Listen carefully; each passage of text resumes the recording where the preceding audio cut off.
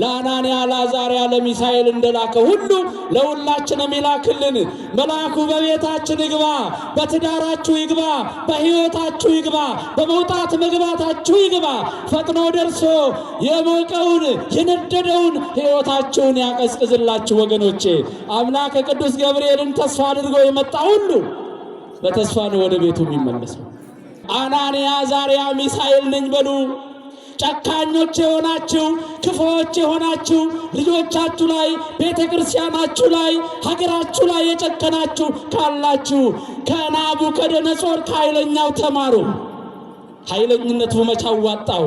አንዳንድ ኮስሞቲክስ የምናወጣ ለኮስሞቲክስ ወጪ የምናበዛ ሰዎች ካለን ቀነስ አድርገን ውዳሴ ማርያምን እየደገም ውበቴ አንተነ ጌጤ አንተነ የውስጥ ያፋዬ ውበት ግርማ ሞገሴ አንተነ ብላችሁ ያችን የጸለያችሁባትን እጃችሁ ላይ እንትፍንጥፍ ብላችሁ እብስብስ ብላችሁ ሂዱ ወገኖቼ። ግድ የላችሁ። በጣም ነው የምታምሩት፣ በጣም ነው የምታሸበርቁት። አለበለዚያማ የፈረንጅ ኮስሞቲክስ እያየን እኮ ነው። ዝናብ ቢመጣ ሰው ናቸው እንስሳት ናቸው እስከ መባል የደረስንባቸው ጊዜያት የሉም እንዴ? ለእናንተ ተዋለው። ይሄንን እሳቱ ነደደ፣ ተቀጣጠለ። ንጉሡ ተቆጣ፣ ናቡከደነጾር። በዚህ ሰዓት ሕዝብ አሕዛቡ ተሰለፈ ተአምር ለማየት። እነኚህ ሰዎች ቁርጠኛ ሆነዋል፣ በእግዚአብሔር ታምነዋል፣ እግዚአብሔር እጅ ሰጥተዋል። በዚህ ሰዓት ምን ሆነ? እጅ እግራችሁን አስራችሁ እጅ እግራቸው እየታሰረ ወደሚነደው እሳት ወደሚንቀለቀለው እሳት 7 እጅ እጥፍ አብዝታችሁ አንድዱ ብሎ ወደ እሳቱ አናንያ አዛርያ ሚሳኤልን ወረወራቸው። ከመቅጽበት ኦፋርያም ከሰማይ ከእግዚአብሔር የተላከው የታዘዘው ትውልዱን የሚታደግ ለልጆች የሚደርስ ለምእመናን የሚደርስ ለክርስቲያን ተስፋ የሆነው ቅዱስ ገብርኤል እኩል ወደ እሳቱ አብሮ ገባ ወገኖቼ። ወደ እሳቱ አብሮ ገባ። ይነድ የነበረው እሳት፣ ይንቀለቀል የነበረው እሳት ቁር ሆነ፣ የጠዋት ቁር ሆነ። ያንን ሙቀቱን የሚያቃጥለውን ኃይል ነሳውና ወደ ቀዝቃዛ ለወጠው። ለሌሎቹ ነበልባሉ ይታያል፣ ለነሱ ግን ቀዝቃዛ ድንኳን መስሎ ይዘምሩ ነበረ። ምን እያሉ? ይትባረክ እግዚአብሔር አምላክ አብርሃም ይስሐቅ ወያዕቆብ፣ የአብርሃም የይስሐቅ የያዕቆብ አምላክ ይመስገን እያሉ ይዘምሩ ነበረ።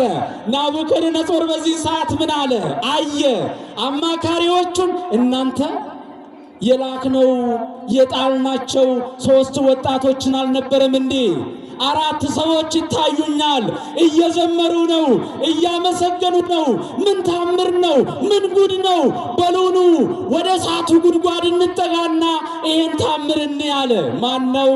ናቡከደነጾር። በዚህ ሰዓት ወደ እሳቱ ጉድጓድ አፋፍ ሲጠጋ 4ቱ ይዘምራሉ። ወራቡ ይመስል ገጹ ወልደ ዋለሚያው ገጸ ወልደ ዋለሚያው። 4ተኛው የእግዚአብሔር ልጅን ይመስላል፣ ፊቱ የተለየ ነው፣ በብርሃን የተሞላ ነው አለ። መሪውን ይጎበኘውና ተዋት እንጂ ተዋት፣ ታልቅስ፣ ተዋት፣ ደሃ ናት፣ ሰው የላትም፣ በቤቷ እሳት በዝቶባታል፣ በትዳሯ እሳት በዝቶባታል፣ በመከራ የምትመላለስ ነች።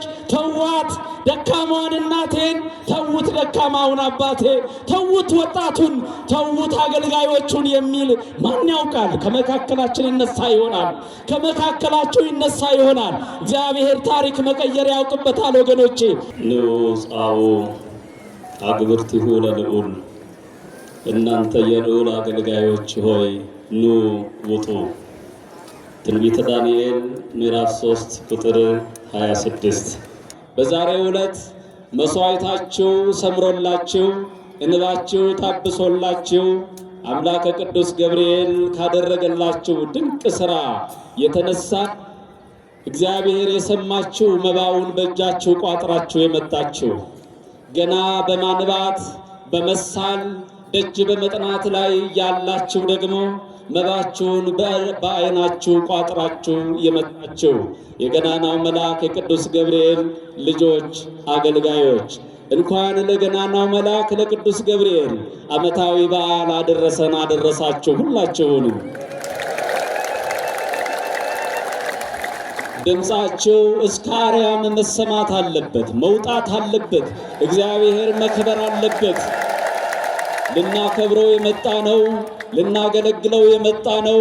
በፊቱ ልንዘምርለት፣ ልናሸበሽብለት፣ ልንሰግድለት፣ ልናመልከው፣ ልናከብረው የመጣ ነው። አምላከ ቅዱስ ገብርኤልን ነውና ደግማችሁ አመስግኑ፣ አመስግኑ። አዎ እናንተ የልዑል አገልጋዮች ኑ ውጡ ብሎ ተናገረ።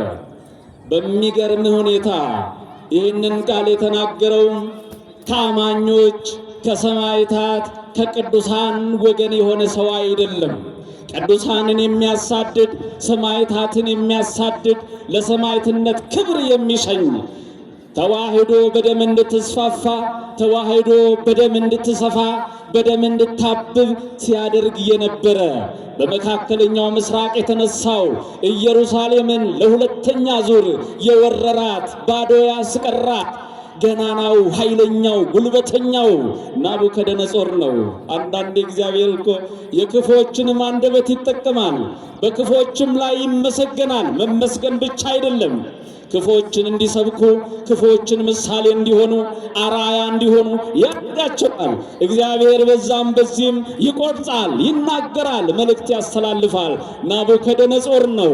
እናንተ የእግዚአብሔር ልዑል አገልጋዮቹ ታማኞቹ በጾም በጸሎት የጸናችሁ ከሕጌ በላይ ሕገ እግዚአብሔርን ያስቀደማችሁ እኔን ሳይሆን እግዚአብሔርን የፈራችሁ ለአምላካችሁ የታመናችሁ ሲድራቅ ሚሳቅ አብደናጎ እናንተን ውጡ አላቸው። ታሪኩ በሰፊው የቃል ኪዳኑ ታቦት እየዞረ ሊቃውንት እየተፈራረቁ ሰብከውናል፣ አስተምረውናል፣ መልእክቱን አስተላልፈዋል። ለበረከት ያክል ለመቆም ነው እኔም የቆምኩኝና የአባቶች አምላክ የቅዱሳኑ የስውራኑ የንጹሃኑ ሁላችንን አቁሞ እንዲያስተምረን ቅዱስ ፈቃዱ ይሁንልን። ይሄ ቃል የተነገረው አሁን ያልኳችሁ ለአናንያ አዛርያ ሚሳኤል በሁለተኛ ስማቸው ለነኚህ ሰዎች ነው። እነኚህ ሰዎች በመካከለኛው ምስራቅ እግዚአብሔርን የሚወዱ ከመካከለኛው ምስራቅ ከኢየሩሳሌም ወደ ባቢሎን የዛሬዋ ኢራንና ኢራቅ ሃይማኖት የተወለደባት ሃይማኖት የሞተባት ሃይማኖት የተስፋፋባት አምላክ ሥጋ የለበሰባት በለበሰው ሥጋ ጸዋቶ መከራን የተቀበለባት ሰማዕታት የታረዱባት ቅዱሳን የፈለቁባት ቅዱሳን የተገኙባት ተዋህዶ የተስፋፋችበት ምድር መካከለኛው ምስራቅ ከትላንት እስከ ዛሬ መከራ ያልተለያት እሳት ያልተለያት ችግር ያልተለያት ሀገር ነችና በዛ ሀገር ነው እኛ ከእግዚአብሔር ውጪ አንተ ለምታቆመው ወይም ላቆምከው አንተ ትገዱ ለምትለው እኛን ሰግድም አሉ። እሱ መካከለኛውን ምስራቅ በስፋት መግዛት ከጀመረ ጊዜ ወዲህ ኢትዮጵያንም ሞክሮ ነበረ። አሉ ኢትዮጵያውያን ያኔ ተርቢ የሆኑ ነብር የሆኑ በመንፈስ እግዚአብሔር የሚመላለሱ ከዚህ እስከ ህንድ የገዙ ግዛታቸውን ያስፋፉ የዛሬዋን አንሳ ቅርጫት ውስጥ የገባችውን ኢትዮጵያን አይደለም የምላቸው። የትላንትናዋ ገናናዋ ኢትዮጵያ አስፈሪዋ ኢትዮጵያ እዚህ ሆና ከመካከለኛው ምስራቅ መካከል ልቧ የሚመታው ከዚህ እዛ የምትመዘዘው ባለ ክንፏ ኢትዮጵያ በቅዱሳን የተሞላችዋ ኢትዮጵያ እነ ንግሥት ሳባ አለዋ። እንኳን ናቡከደነጾርን ጠቢቡን ሰሎሞን አንበርክካ አሳምና በሴት እጅ ወደቀ፣ በሴት ተማረከ፣ በሴት ተዋረደ ከምባል እባክሽ አንቺ ጥበበኛ ሴት ሆይ ከኢትዮጵያ የበቀልሽው የተገኘሽው በሰላም ወደ ሀገሬ ሸኝኝ የተበያለው ያሰኘችው ኢትዮጵያ ነበረችና መድፈር አልቻለም። ሌላውን ተቆጣጥሮ በእግሩ ረግጦ እንደ ሰም አቅልጦ እንደ ገል ቀጥቅጦ ይገዛ ነበረ ናቡከደነጾር። ያኔ ግዛቴን ያስፋፉልኝ የጠበቁኝ ኃይል ሞገስ ግርማ የሆኑኝን አማልክት ሰርቼ ዓለሙን ሁሉ ማሰገድ አለብኝ ብሎ ቁመቱ 60 ሜትር የሚሆን ወደ ጎን ስፋቱ 6 ሜትር የሚያክል በወርቅ የተሰራ ምን አቆመ? ሐውልት አቆመ። የገቢረ ተአምራቶቻችን ሁሉ ምንጭና መገኛ የግርማ ሞገሶቻችን ሀገርን ረግጠን አስፋፍተን እንድንገዛ ኃይል የሆኑን እነኛ አማልክት ናቸውና ሰው ሁሉ ከላይ እስከ ታች ከቤተ መንግሥት እስከ ተራው ቤት ያለው ወጥቶ በአደባባይ የኔን አምላክ ማምለክ እኔ ያው የወደድኩትን መውደድ የሰገድኩለትን ልሰግድለት ይገባል ብሎ አዋጅ ነገረ። የንታ ድምፅ ሲሰማ፣ የነጋሪት ድምፅ ሲሰማ፣ የከበሮ ድምፅ ሲሰማ፣ የዝማሬ ድምፅ ሲሰማ ይሄንን ድምፅ የሰማ ሁሉ ወድቆ ሊሰግድለት ይገባል አለ። ያ ተሰራ። የማይሰግዱ 3 ዕንቁ ልጆች ብቻ ተገኙ። የዘመኑ ወጣቶች ምልክቶች፣ እግዚአብሔርን ያልካዱ ሀገር የሚመሩ በባቢሎን ላይ ስልጣን የነበራቸው የስልጣናችን ባለቤት እግዚአብሔር ነው። በምድራዊ ስልጣን አምላካችንን አንቀይርም። የአብርሃም የይስሐቅ የያዕቆብ ልጆች ነን፣ እግዚአብሔር አለን በሰማይ ብለው እኛ ከእግዚአብሔር ውጪ ላንተ ምስል አንሰግድም አሉ። ንጉሥ ሰማ። ወደ ንጉሡ ቀረቡ። ምርጫ ቀረበላቸው። ከእጄ የሚያድናችሁ የሚያተርፋችሁ አንዳች ኃይል በምድር ላይ እንደሌለ ታውቁ የለ? ምን አጎደልኩባችሁ? ከባርነት መታችሁ አሰልጥኜ ስልጣኔን ባካፈልኳችሁ፣ አብረን እንግዛ ባልኳችሁ ምን ነው ናቃችሁኝ? እኔ የምሰግድለት እኔ አምላኬ ብዬ የመረጥኩትን እንዴት ምርጫችሁ አላደረጋችሁም? እኛ አምላካችን በሰማይ አለ፣ አንሰግድም። የማሰግዱ ከሆነ እሳት አቀጣጥዬ እሳት አንድጄ በእሳት ውስጥ ጥላችኋለሁ፣ ትቃጠላላችሁ፣ ምርጫ የላችሁም አለ። አሳጥሬ ስነግራችሁ እኛን ላቆምከው ምስል አንሰግድም። ንጉሥ ሆይ ይሄንን በመናገራችን አንድ ወቅት ላይ ባለውለታ ነው። እውነት ነው፣ ውለታ ውሎላቸዋል። ጦሙ፣ ጸልዩ፣ ደምግባታቸው ያምር ዘንድ በቤተ መንግሥት እንዲቀለቡ በቤተ መንግሥት ልዩ እንክብካቤ እንዲደረግላቸው ቢጠሩ ለሹመት የተመረጡት ወይም ደግሞ ለተሻለ እድገት የታጩት ዛሬ ስልጠና ኮርስ ብለን እንደምንሰጠው ማለት ነው። ማብቂያ ስልጠና እንደምንለው በስልጠና ወቅት እነሱ በቤተ መንግሥት በቆሎ ይጾሙ ነበረ፣ ይጸልዩ ነበረ፣ እግዚአብሔርን ደጅ ይጠሩ ነበረ። አስተናጋጆቹ ከከሳችሁ፣ ከጠቆራችሁ፣ ከጠወለጋችሁ ንጉሥ ከፍ ብሎ አንገታችንን ዝቅ ብሎ ባታችንን ይመታናል፣ እባካቸው ቤተ መንግሥትን ምግብ ብሉ ጠጡ ይሏቸዋል። እነሱ ውበት በምግብ ብቻ መስሏቸዋል። ወገኖቼ ሃይማኖት እኮ ለካ በውበት ይገለጣል። ሃይማኖተኛ ሃይማኖቱ የውስጥ እምነቱ ፊቱ ላይ ይታያል። አንዳንድ አባቶች ምን ይላሉ? ጥሩ ያነበበ ባነጋገሩ፣ ጥሩ የበላ በግንባሩ ላይ ይታያል ይባላል። አይደለም፣ እሱ ብቻ አይደለም። በበረሃ ያሉትን አባቶች ታውቋቸዋላችሁ። መናኞቹን ታውቋቸዋላችሁ። ፍጹማኑን ታውቋቸዋላችሁ። ጣዕመ ዓለምን ንቀው በበረሃ የሚኖሩ ታውቋቸዋላችሁ። ወዛቸው ላይ የገጻቸው ምግብ የለ ምን የለ እግዚአብሔር ምግብ ሆኗቸው መጠጥ ሆኗቸው ውበት ሆኗቸው የሚኖሩ አባቶች ትላንትም አሉ፣ ዛሬም አሉ። በአዲስ አበባ ምድር ጎዳና እያደሩ ውርጩ ብርዱ እየተፈራረቀባቸው ፀሐዩ እያነደዳቸው እንደ ፀሐይ የሚያበሩ የሉም። የኔ ቢጤ ሁሉ የኔ ቢጤ እንዳይመስላችሁ ወገኖቼ። በኔ ቢጤ መካከል የተጠቀሙ ሰዎች አሉ። ሀገር የሚጠቅሙም አሉ፣ ወገን የሚጠቅሙም አሉ። ተደብቀው የሚኖሩ እዛም እዚህም አሉ። በዛን ሰዓት በቆሎና በውሃ ብቻ ጮማ ከሚቆርጡት ከበሉት ከጠጡት በላይ መልካቸው የአናንያ የአዛርያ የሚሳኤል ፊታቸው ያበራ ነበረ። ንጉሡ ፊት ሲቀርቡ ማን ውበት ሆናቸው? ጾም ጸሎታቸው እግዚአብሔር የታመኑበት የተደገፉበት ተስፋ ያደረጉት እግዚአብሔር ውበት ሆናቸው ወገኖቼ። ስለዚህ አንዳንድ ኮስሞቲክስ የምናወጣ ለኮስሞቲክስ ወጪ የምናበዛ ሰዎች ካለን ቀነስ አድርገን ውዳሴ ማርያምን እየደገም ውበቴ አንተነ ጌጤ አንተነ የውስጥ ያፋዬ ውበት ግርማ ሞገስ ያንተ ነው ብላችሁ ያችን የጸለያችሁባትን እጃችሁ ላይ እንትፍንጥፍ ብላችሁ እብስብስ ብላችሁ ሂዱ ወገኖቼ። ግድ የላችሁ። በጣም ነው የምታምሩት፣ በጣም ነው የምታሸበርቁት። አለበለዚያማ የፈረንጅ ኮስሞቲክስ እያየን እኮ ነው። ዝናብ ቢመጣ ሰው ናቸው እንስሳት ናቸው እስከ መባል የደረስንባቸው ጊዜያት የሉም እንዴ? ለእናንተ ተዋለው ይሄንን። ስለዚህ አንሰግድም አሉ።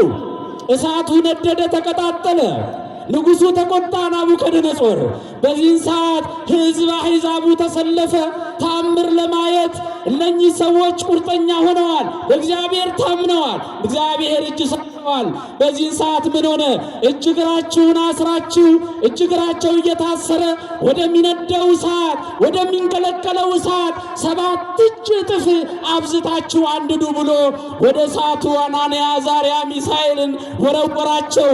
ከመቅጽበት ኦፋርያም ከሰማይ ከእግዚአብሔር የተላከው የታዘዘው ለትውልዱን የሚታደግ ለልጆች የሚደርስ ለምእመናን የሚደርስ ለክርስቲያን ተስፋ የሆነው ቅዱስ ገብርኤል እኩል ወደ እሳቱ አብሮ ገባ። ወገኖቼ ወደ እሳቱ አብሮ ገባ። ይነድ የነበረው እሳት፣ ይንቀለቀል የነበረው እሳት ቁር ሆነ፣ የጠዋት ቁር ሆነ። ያንን ሙቀቱን የሚያቃጥለውን ኃይል ነሳውና ወደ ቀዝቃዛ ለወጠው።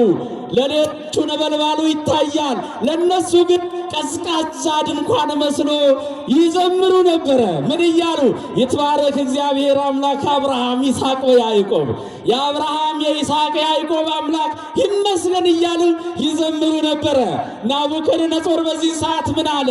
አየ አማካሪዎቹን፣ እናንተ የላክነው የጣልናቸው 3 ወጣቶችን አልነበረም እንዴ?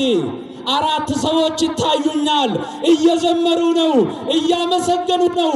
ምን ታምር ነው? ምን ጉድ ነው? በሉኑ ወደ እሳቱ ጉድጓድ እንጠጋና ይሄን ታምር እንያለ። ማን ነው?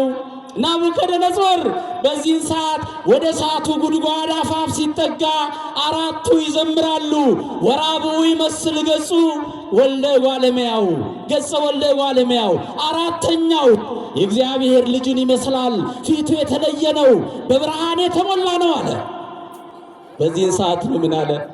እናንተ የእግዚአብሔር የልዑሉ አገልጋዮች አናንያ አዛርያ ሚሳኤል ኑ ከእሳቱ ውጡ አለ። ማን ነው? ናቡከደነጾር። ወገኖቼ የአብርሃም የይስሐቅ የያዕቆብ አምላክ ብላችሁ የጠራችሁት አምላክ፣ ያላሳፈራችሁ አምላክ። ከዚህ በኋላ አለ አምላኬ አምላካችሁ አምላኬ ነው። መልአኩን ልኮ አናንያ አዛርያ ሚሳኤልን ከእሳት ያዳናቸው የሰወራቸው ስሙ የተመሰገነ ይሁን ብሎ ምስጋናን ማውረድ ጀመረ። ማን ነው እሱ? ናቡከደነጾር። ወገኖቼ ማን አሰበው? ማን አለመው? ማን አቀደው? እንዴ ካመሰገናችሁማ አጥለቅልቁት። ግማሽ ምስጋና ስለሌለ ነው። አያችሁ፣ ምናልባት በመካከላችን ያሉ ሀገርን የሚመሩ ወገንን የሚመግቡ ወገንን የሚንከባከቡ በሕዝቡ ላይ ኖላዊ ሆኖ የተሾሙ እረኛ ሆነው የተሾሙ ትዳር የሚመሩ ዓለምን የሚመሩ ጨካኞች ናቸው ያልናቸው፣ አይሰሙንም ያልናቸው፣ አይጠቅሙንም ያልናቸው፣ ጥያቄያችንን አይመልሱልንም ያልናቸው፣ ብዙ ጊዜ ተስፋ የቆረጥንባቸው ሰዎች፣ ተስፋ የቆረጥንባቸው የሀገር መሪዎች፣ የክልል መሪዎች፣ የዓለም መሪዎች፣ መንፈሳዊ ተቋማትን መሪዎች፣ ትዳር መሪዎች ማን ያውቃል?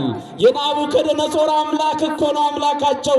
አንድ ቀን ናቡከደነጾርን የጎበኛ አምላክ መሪውን የጎበኘውና ተዋት እንጂ ተዋት ታልቅስ፣ ተዋት ደሃ ናት ሰው የላትም፣ በቤቷ እሳት በዝቶባታል፣ በትዳሯ እሳት በዝቶባታል፣ በመከራ የምትመላለስ ነች፣ ተዋት ደካማዋን እናቴን፣ ተውት ደካማውን አባቴ፣ ተውት ወጣቱን፣ ተውት አገልጋዮቹን የሚል ማን ያውቃል? ከመካከላችን ይነሳ ይሆናል። ከመካከላችሁ ይነሳ ይሆናል። እግዚአብሔር ታሪክ መቀየር ያውቅበታል። ወገኖቼ የተጨነቃችሁበት እሳት የሆነባችሁ መከራ የሆነባችሁ ዳገት የሆነባችሁን ሕይወት ሁሉ ፈጥኖ ደራሹን ቅዱስ ሚካኤልን ለአናንያ ለአዛርያ ለሚሳኤል እንደላከ ሁሉ ለሁላችንም ይላክልን። መልአኩ በቤታችን ይግባ፣ በትዳራችሁ ይግባ፣ በሕይወታችሁ ይግባ፣ በመውጣት መግባታችሁ ይግባ።